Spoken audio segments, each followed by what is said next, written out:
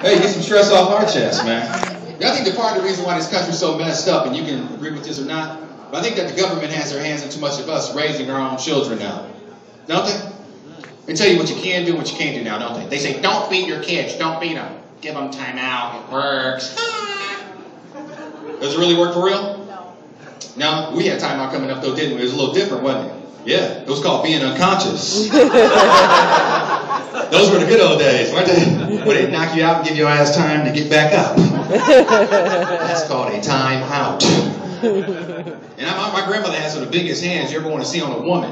You ever hit so hard and you're sitting on your back when you was little, you had the sound knocked out of you? Like, shut up!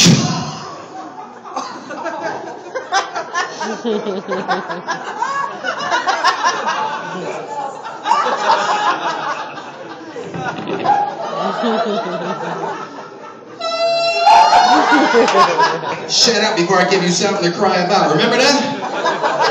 What you just did, Grandma? What the hell was that, a love tap? So you say stupid stuff. That was a stupid saying, wasn't it? Remember the stupid saying they used to say to us? This is going to hurt me more than it's going to hurt you. Bullshit. You ain't crying afterwards. Stupid stuff, man. Kids don't want to do nothing, today, do they? They don't want to do nothing. I got a 10-year-old myself, man. This year he wanted one of those Sony PlayStations. Is that what they're called? Sony PlayStation? Sony PlayStation 3, that's what it's called, right? Yeah, I don't know, they're like $4,000 or $5,000. He just kept harming me about it. I looked back at him finally one day and said, we had a PlayStation 2. It was called a backyard, fucker. Go outside and play in your station.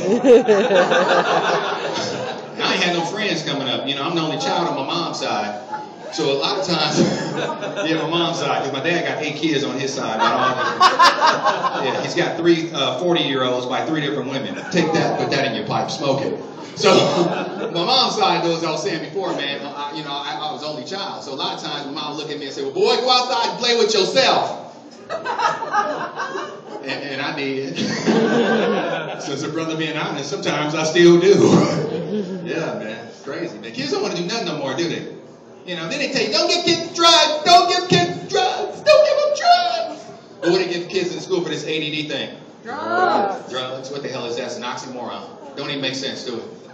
Lady came to me the other day, a parent came up to me and said, Mr. Dixie, you don't understand. My child has ADD, attention deficit disorder. I'm thinking, what the hell you got? You must got ADHD, because yours is in high definition.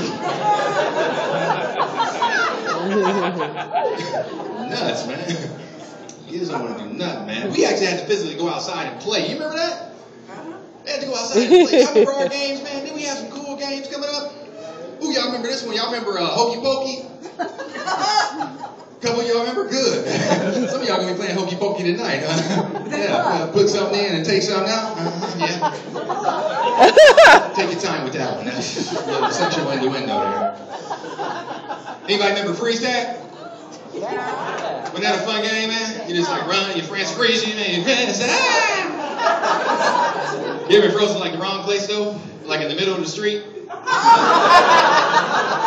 With traffic? I had some cruel friends coming up. It's nuts, man. Kids don't want to do nothing no more, man. They just want to stay inside all day and play, man, Because they got the little joysticks on the game systems now, the little controller, little joysticks, What's a parent going to say to another parent like 5 or 10 years from now, Well, he's not a very smart young man, but he's got some strong fucking thumbs, I'll tell you that. Thumb wrestle your kid down on the ground.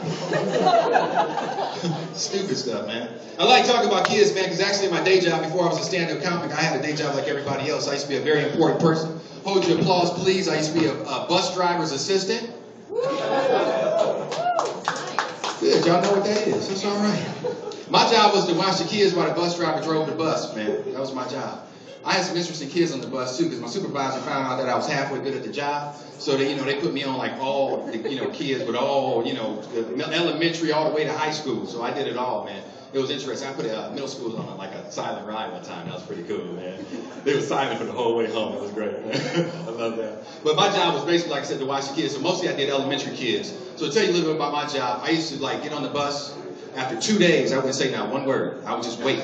I would just write in my pad. You should see your kids when they're not around you. They jumping over the seats, running up and down the aisles while the bus is in motion, running up under the seats. They're hitting each other. They're saying the N-word. They're cussing at each other. They're hitting the bus driver in the back of the head with pencils, pens, and shit. It's crazy. You should see your kids, man. So they would get on the bus after 2 days. And so I would wait. I'm going to give you guys an example of it tonight because we're having fun right now, you know, and I'm using my comedy voice right now. But I have a my comedy voice. I have a very serious voice, and I'm going to let you guys hear it. And if I scare anybody, I apologize now. So just want to give you a demonstration. Let me get into character real quick because I have to create a character. Hold on.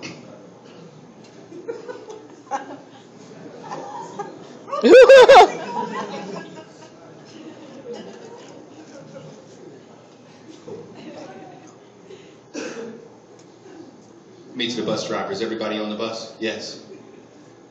They're going crazy. When I am talking, no one else talks, please. When I am talking, no one else talks, please. My name is Mr. Dixie. I'm going to be the bus assistant here for a few weeks. We got some rules we're going to go over. Rule number 1, you make sure you stay in your seat.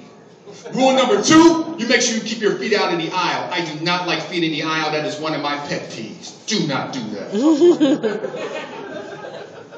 And rule number 3, you bother anybody else, you're going to have a problem with me. You see how quiet y'all got? So imagine 60, 80 elementary kids' lips going.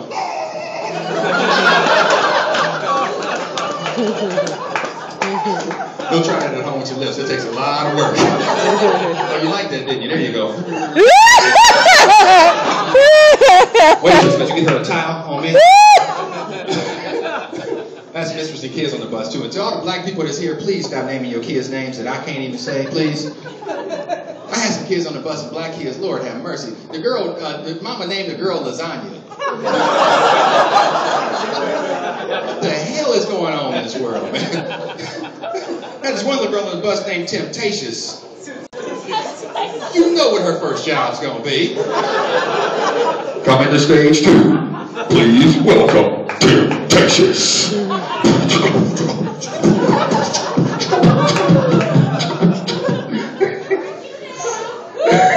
Setting her up for failure, man. Nuts. I had this one little white boy on the bus. I liked him a lot. His name was Brock. Last name Lee. I called him Broccoli. He was cool, man. I liked him a lot. I had this other boy on the bus. I don't know what his parents are thinking about. He named the boy Poom. Yes, I used to get on the bus microphone and say, "Poontang to the front of the bus, please." And half the girls would come up. It was crazy. Y'all don't know what poontang is, do you?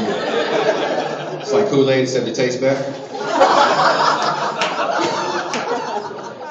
You ever had a kid like tell you off like they've been possessed by demons? That was his kid, man. Brittany, I tell you, she was always getting kids roused up in the back. So finally I stood up one day and said, "Brittany, you need to get your stuff and come up front right now." She stood up and looked at me and was like,